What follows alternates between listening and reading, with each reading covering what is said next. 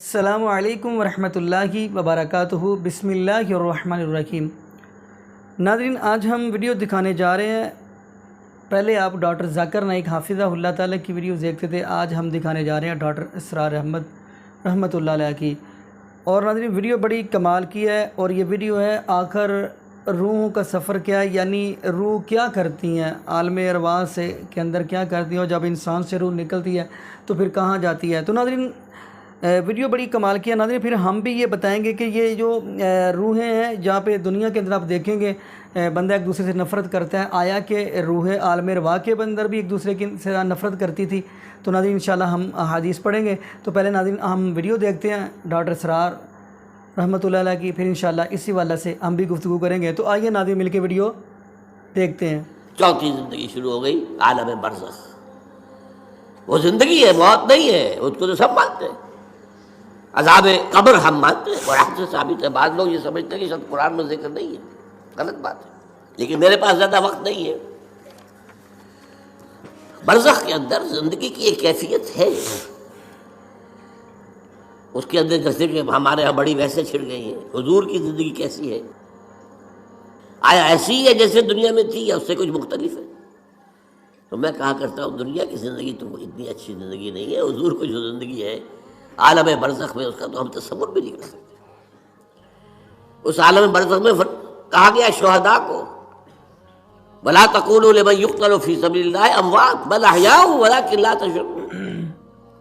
اللہ کی راہ میں شہید ہو جانے والوں کو اموات مت کہو، مردہ مت کہو، زندہ ہے، تمہیں اس کا شعور نہیں۔ ہمیں شہداء کی زندگی کا شعور نہیں، پھر صدیقین اوپر ہے، پھر انبیاء ان کے اوپر ہیں، پھر رسول ان کے اوپر ہے، سب سے اوپر سید المرسلین ہے۔ کیا زندگی ہوگی، ہم کیا تصور کر سکتے ہیں؟ ما لا عین رأت ولا اذن سمعت ما خطر علی قلب بشر۔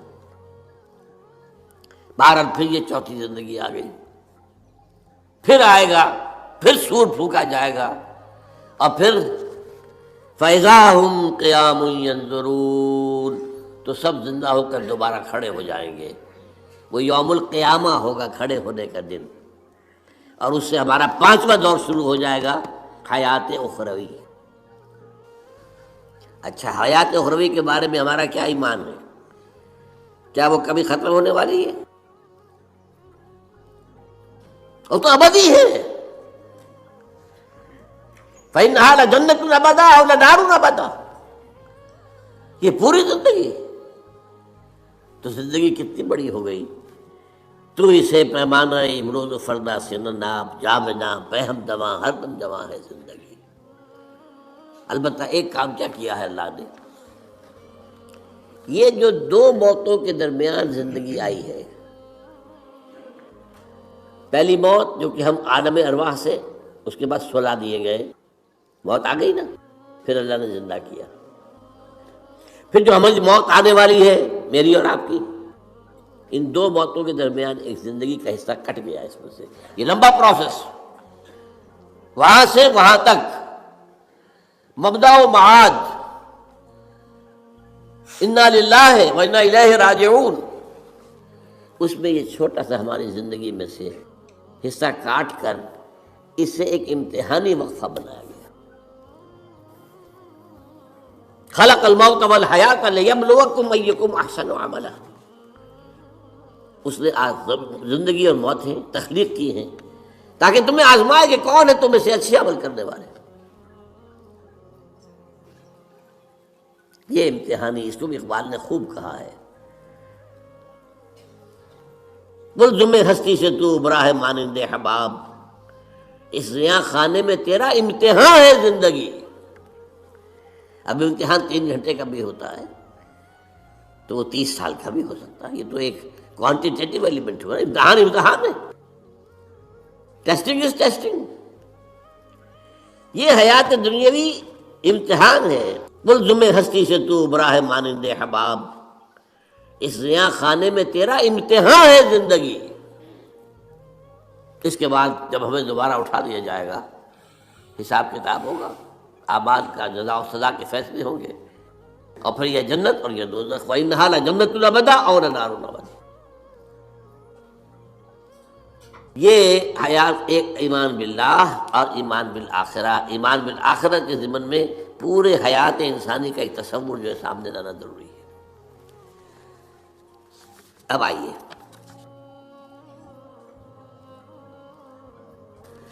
میں نے کہا تھا تخلیق کے بارے میں کچھ باتیں آپ کو بتاؤں گا۔ یہ جدید سائنس کے حوالے سے بھی بہت اہم چیزیں ہیں اور یہ قرآن کے حکمت اور فلسفے کے لیے۔ بدقسمتی ہماری یہ ہے کہ ہمارے جو فلسفی مسلمان ہوئے، ابن سینا ہو، فارابی ہو، کندی ہو،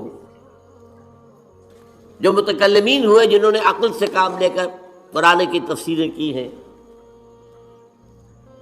امام راغب ان میں بہت بڑے مقام پر ہیں اور ہیں بہت ہیں، کچھ صوفی مزاج صوفی ہے، فلسفی ہے، ان سب نے اپنی زیادہ تر گفتگو کا دار و مدار یونانی حکماء اور فلاسفہ کی بات پر رکھی ہے۔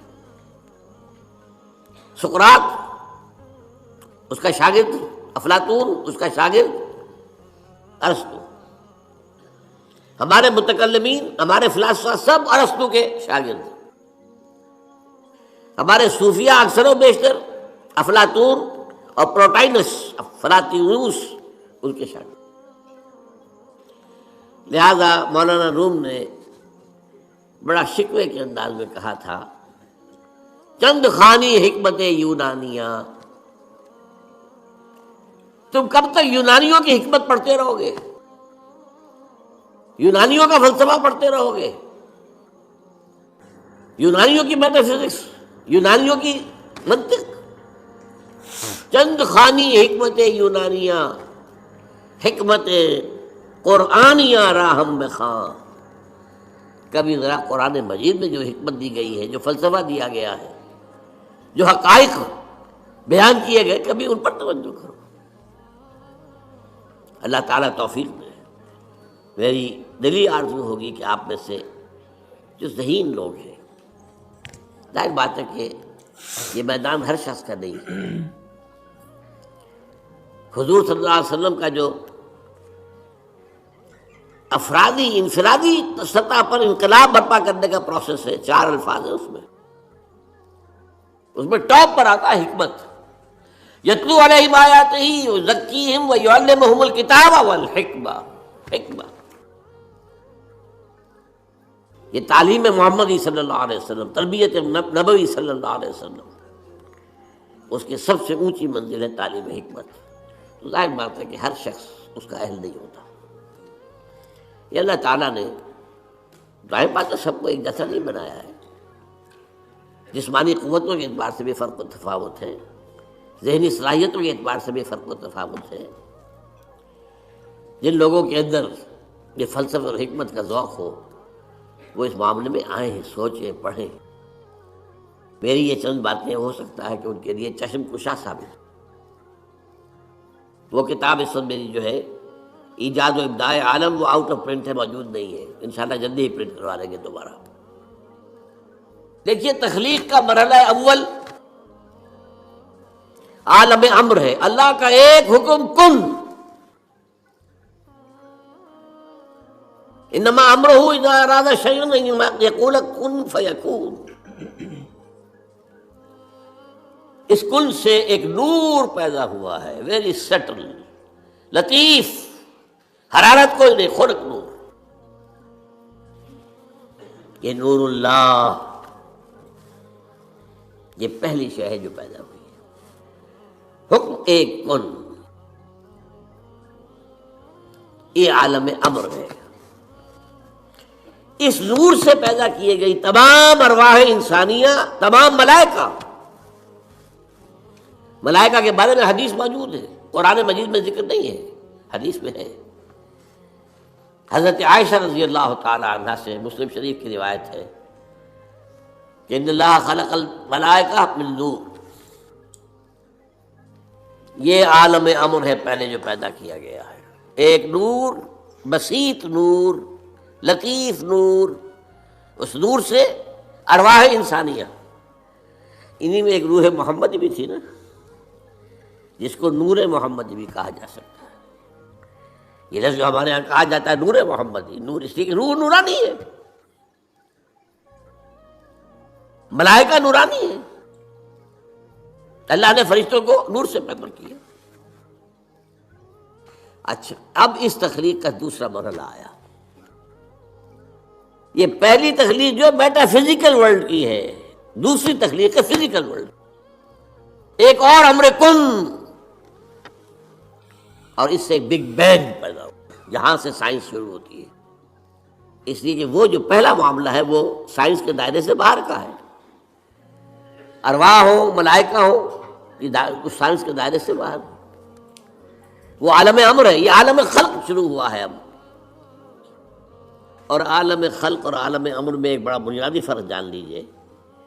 عالم امر میں اللہ کے کسی حکم کے تعمیل میں کوئی لمحہ صرف نہیں ہوتا، کن فیکون، کن فیکون، نو ٹائم ایلیمنٹ۔ یہی وجہ ہے فرشتے کو عرش سے زمین تک آنے میں کوئی وقت نہیں لگتا، روح کو بھی کوئی وقت نہیں لگتا۔ یہ بیانڈ دس فزیکل ورلڈ ہے نا، تو میٹا فزیکل ورلڈ کا سے تعلق ہے ان کا، یہ عالم امر سے ہے۔ امر میں وقت نہیں لگے گا قطعاً، خلق میں وقت لگے گا لازماً۔ آم کی گٹھلی ہے، آم کا پودا بننے میں 5-6 سال لگ جائیں گے، رحم مادر میں حمل ٹھہر گیا ہے، بچے کے پورے بننے میں 9 مہینے لگیں گے، ٹائم لگے گا، اٹس خلق۔ قرآن کہتا ہے ہم نے آسمان زمین 6 دن میں پیدا کیے، ٹائم لگا کہ نہیں لگا؟ تو یہ امر ہے وہ پہلا، جس میں کہ کیا ہے 3 چیزیں ہیں۔